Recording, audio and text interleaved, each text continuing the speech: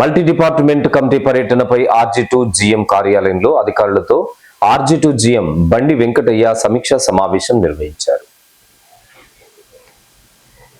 ఈ మేరకు శుక్రవారం GM కార్యాలయంలో నిర్వహించిన విలేకరుల సమావేశంలో GM బండి వెంకటయ్య పాల్గొని మాట్లాడారు. వార్షిక బొగ్గు ఉత్పత్తి సాధనే లక్ష్యంగా అధికారులు సన్నద్ధం కావాలని ఆయన అన్నారు. గనుల విభాగాల వారీగా పనితీరు మెరుగుపరుచుకునేలా సిద్ధం కావాలని పిలుపునిచ్చారు. గనులపై మల్టీ డిపార్ట్మెంట్ కమిటీ వారు ఈ నెల 18న వకీల్పల్లె గనిలో, 19న కృషి భవన్లో, 20న CHPలో, 21న GM కార్యాలయంలో పర్యటించడం జరుగుతుందని తెలిపారు.